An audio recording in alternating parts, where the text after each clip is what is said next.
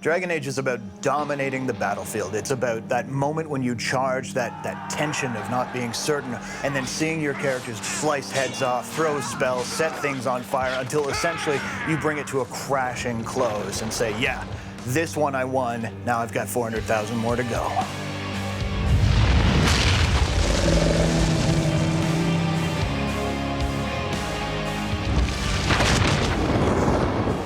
Dragon Age is really a return to the thing that brought me to BioWare in the first place. When I started at BioWare back in Baldur's Gate 1 days, we were making the pinnacle of fantasy gaming, and I think we've really come back to that with Dragon Age Origins. What we've done is we've taken the best of high fantasy and the best of darker, lower fantasy and combined them into one game. So you're taking, like the Tolkien, the overarching good versus evil metaphor that draws you through a high fantasy game, but the darker, grayer choice and consequence of something like a George R.R. Martin or a Conan, and we combine them. So you're playing as a Grey Warden, you have to save the world, but the way you do that sometimes means you have to make some pretty tough choices.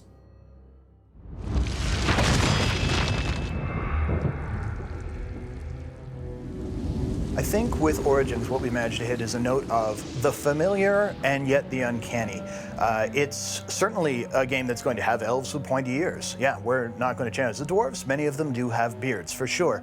But within those expectations, we understand them well enough ourselves that we've managed to break a lot of them and say, you know, sure, the elves do have pointy ears, but they're also, up until recently, enslaved and live in ghettos in the city. This kind of puts you in a place where you know what you're dealing with an elf, but you don't know what you're dealing with when it comes to Dragon Age. It's a different setting for the familiar to occur, and it will surprise you. It's very, very complicated and intricate. And I mean, this game not only looks realistic, in a way, the story also is quite realistic. You would attempt to put a puppet on the throne, and every soul here knows it. The better question is who will pull the strings? So this is a world already with a lot of conflict going on, and now when we start off Dragon Age Origins, a blight, these darkspawn rising back from under the ground are coming to consume the earth once again, and this is what you're fighting against. Farewell, Mother. Do not forget the stew on the fire. I would hate to return to a burned-down hut. Bah! 'Tis far more likely you will return to see this entire area, along with my hut, swallowed up by the blight. All I meant was... Yes, I know. The characters in the game aren't two-dimensional. The way that a player interacts with them is going to change who they become. They have their own motivations and their own desires and their own hopes and dreams. You're going to have party members talking to each other, they're bantering. Having Morgan and Wynne in your party at the same time, because they're both mages but coming from very different schools of thought on magic, there's going to be a lot of bickering, a lot of different discussion on the way magic works, just by having those two people in your party. They're reacting to everything that you do. You'll take an action in the world, and a party member will speak up, and perhaps they'll object, perhaps they'll approve, and you may change your course of action based on that, or suffer the consequences, right? The consequences are what the game is all about. It's like dancing on a field of razor blades, so it may be possible to make it through Dragon Age Origins with everyone happy, but you're gonna have to be really careful about what you're doing. There was a lot of writing that went into Dragon Age. I mean, in excess of 800,000 lines of dialogue, all of it recorded. It appears it will be civil war after all, despite the Darkspawn. Pity. When people talk about the world in the game, it's with the idea that there's more than what they're talking about, and I think that comes across to the player, right? No one has a place here. Your farmers wish to be merchants. The merchants dream of being nobles, and the nobles become warriors. No one is content to be who they are. When I play games, you can tell very quickly, usually, if what is present is all that's been created. And then there's other times when you're reading a book or when you're playing a game, and you can sort of feel immediately that there's this whole breadth of history that the game creator is just dying to get you to fall in love with. And that's what I'm hoping, that the fans will get into this world and they will fall in love with it and see exactly what we've put together for them and value it.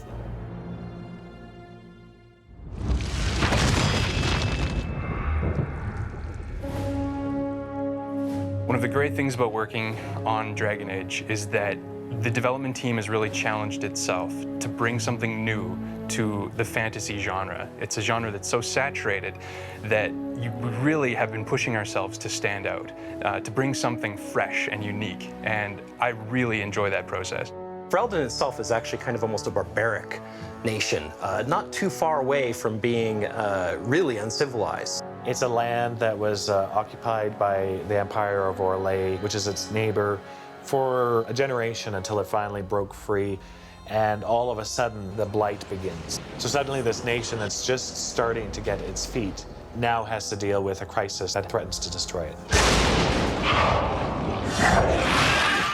We're not telling a story with words alone in Dragon Age Origins. What's in the levels actually tell you a visual story and also an archaeological story as you're going through the game.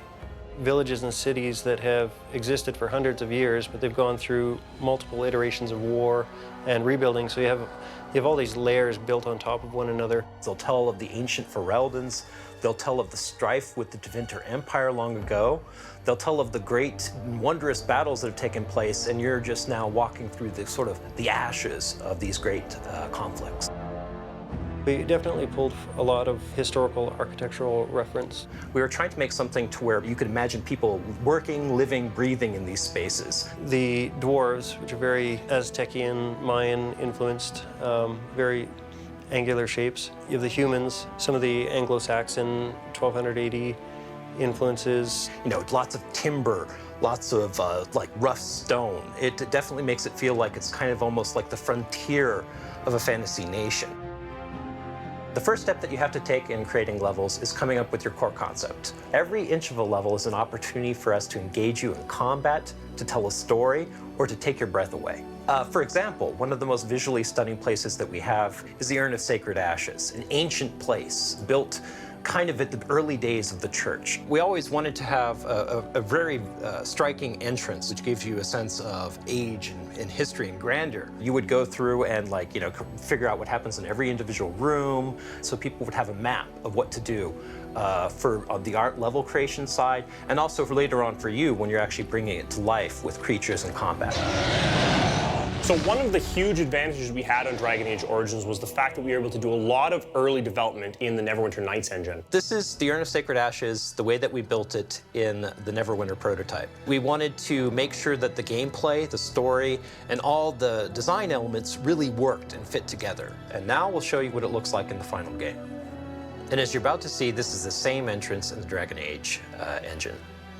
That whole process can take, on a small level or a simple level, could take a week, where some of the more complex ones can take months and months and months. You know, that's a huge undertaking. Ferelden is just one country on the main continent in Dragon Age universe, so there's certainly a lot more to explore and talk about in the future.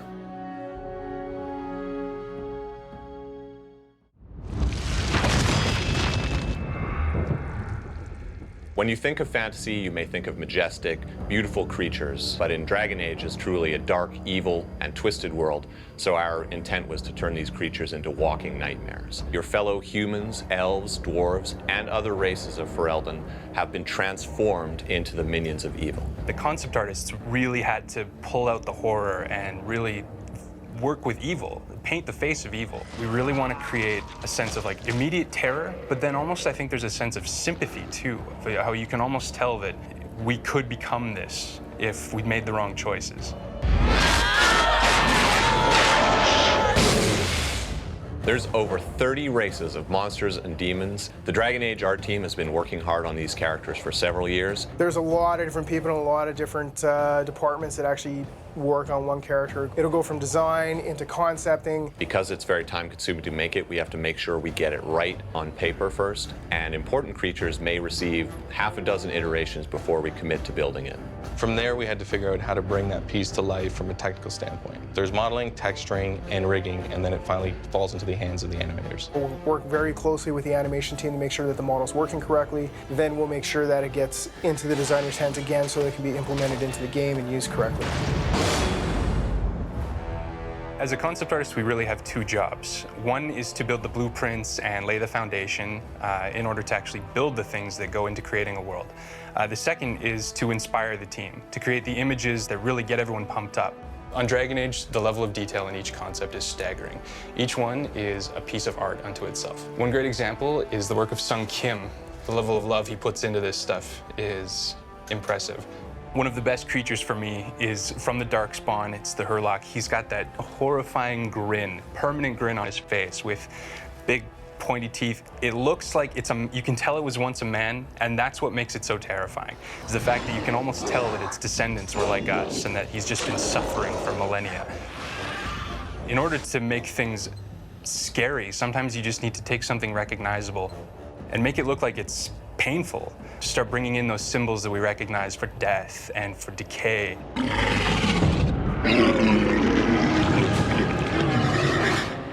The job of a character artist is to take the concepts and interpret it into 3D models for the world.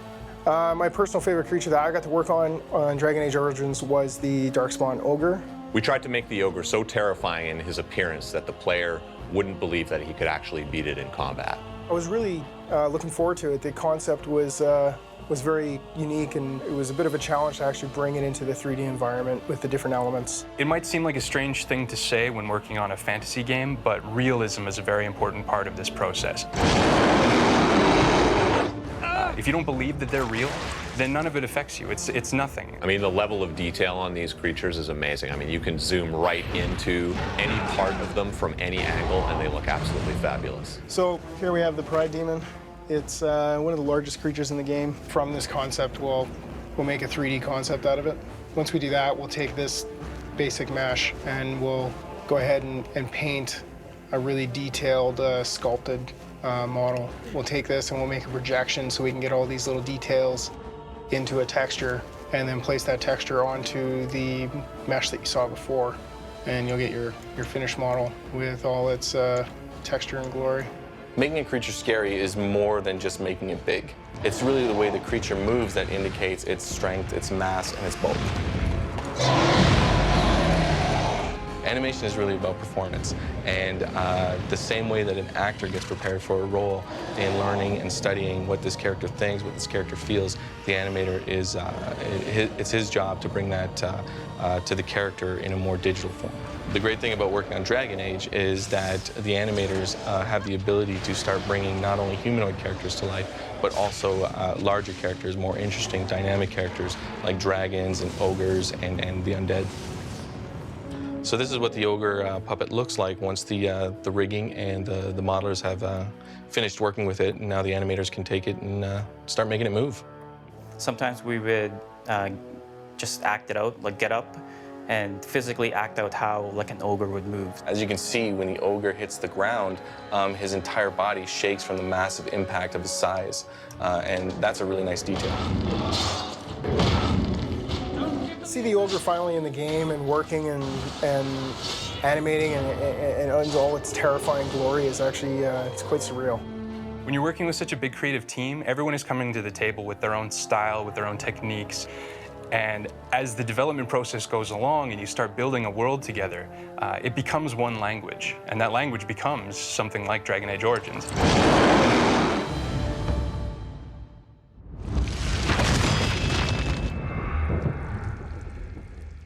When we set down to design the combat system for Origins, I think we were trying to modernize a classic. Baldur's Gate 2 has always been a reference point for us as the game that really let you feel like you were mixing classes, abilities, combinations, smart planning, and on-the-moment thinking. So we decided to modernize that. Realistic combat fighting styles, like actually, the weight of the sword, the presence of a maul smashing into a body, all of these things are really key for us. And I think what we resulted in is something you just have to think of as like sword porn. It's for the enthusiast. In terms of looking at source material, I think you have to look at classics. The Lord of the Rings, 300, and certainly, even some of the older stuff. Go back to the really best fight scenes you'd find in the Conan movies, even. This is a brutal time to be in, and we wanted to evoke that feeling. What we wanted to achieve was the sense that you could be both the general lieutenant, that kind of commander role, as well as the guy just leading the charge. So we've put together several systems, including a tactics system that lets you fully control the AI of your characters, and of course just smart reactions to the way the enemies occur. So you kind of have that moment where you plan. You see the enemy, you're thinking like, how do I enact this grand strategy to make these characters do as much friggin' damage as I can? And then once you charge in there, the battle's just a swirling melee.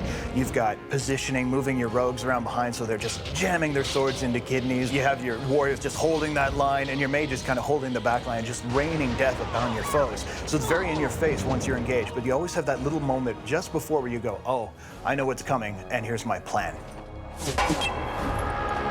Often what you want to do is deal with the strategic impact of the equipment and the talents that you've chosen. So you want to try and mix your characters for maximum effectiveness. All characters have a sense of whether they're being flanked or whether the character's directly behind them. There's direct bonuses to everyone who's making attacks from those kind of harder to defend arcs. Even the sense of, you know, what weapon, what side are you using can affect things like sweeping attacks when you're swinging double weapons. You can certainly use barricades, walls, things like that to block incoming enemy fire, so you can actually make advances carefully under cover. And then things like elevation really do play into the mechanics as well. Even what you wear affects the tactics you're going to employ in Dragon Age Origins. The heaviest armors in the game are going to protect you, but at the same time, they're going to slow you down. You're going to be fatigued just by wearing them, so you won't be able to pull off as many special moves. Finishing moves are the way that we've managed to basically imply that the combat has a momentum. Finishing move is this awesome visceral moment where it's, you know, sword through the chest, boom, off comes his head. You know, smashing a guy with a maul so he goes spinning through the air and lands in front of you. Or possibly killing a really large creature by actually climbing on top of it and jamming your blade in. We had some stunt actors from the movie 300, like doing some cool swings, cool death blow moves. And it's not just about flash. As you wear your opponents down, the game is dynamically adjusting the incidence of these happening. We're essentially rewarding your combat dominance. As your opponents are worn down, their morale's starting to break, and you are just crushing them on the battlefield, you'll notice that your characters are finishing them with far more frequency. More heads come off, more chests are pierced. It's pretty fantastic.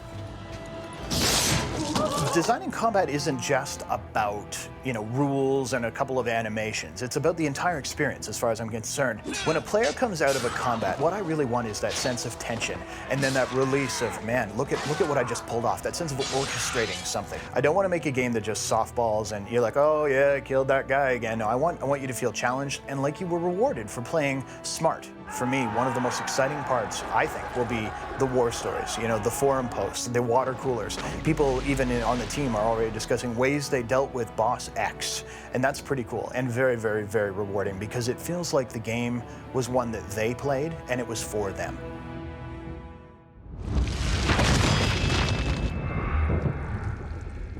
The sound design of Dragon Age is about creating the immersion in a world of dark fantasy. Dragon Age is probably the biggest game I've ever worked on and is about the size of 3 of the biggest games that I've ever worked on combined.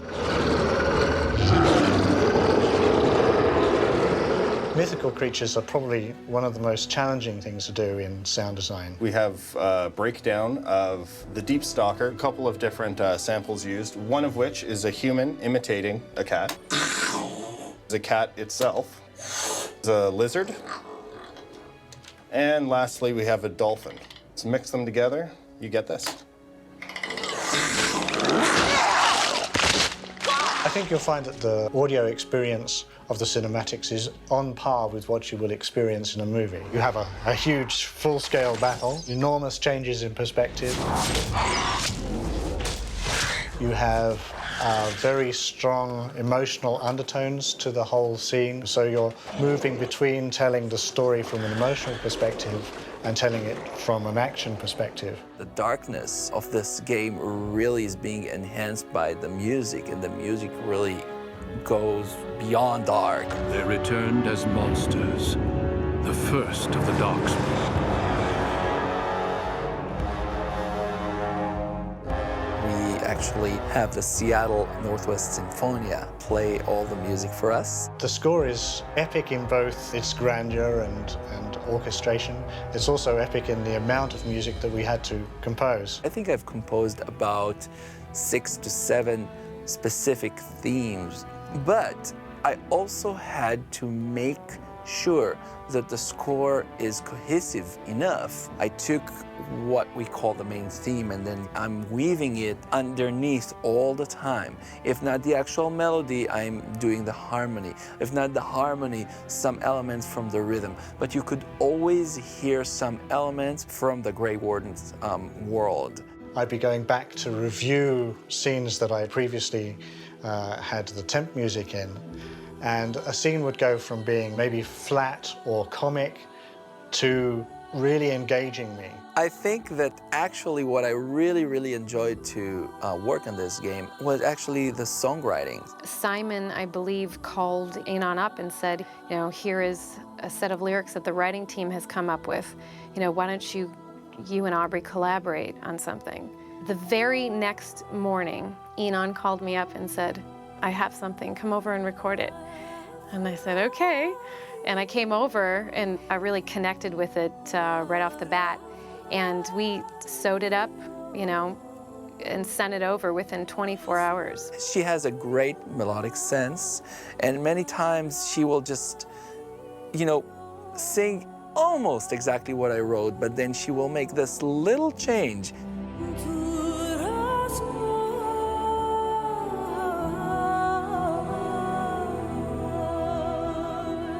I think it's probably one of Enon's best scores. It's certainly the best score that I've worked on. Simon Pressey, I mean, he basically was guiding me from one hand, letting me fly, but from the other hand, really directing my flight path. So the making of Dragon Age audio was a team collaborative effort. 10 guys putting everything they've got into bringing that fantasy to life. They pulled off what was really a massive task. It sounds way better than I anticipated it would sound.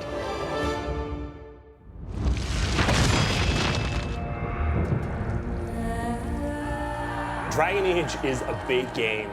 And while that's a great value for the consumer, it's a giant pain in the ass. There was a lot of long nights, there's a lot of hard crunch, but I mean, when you're working on something that you love, you don't really mind so much.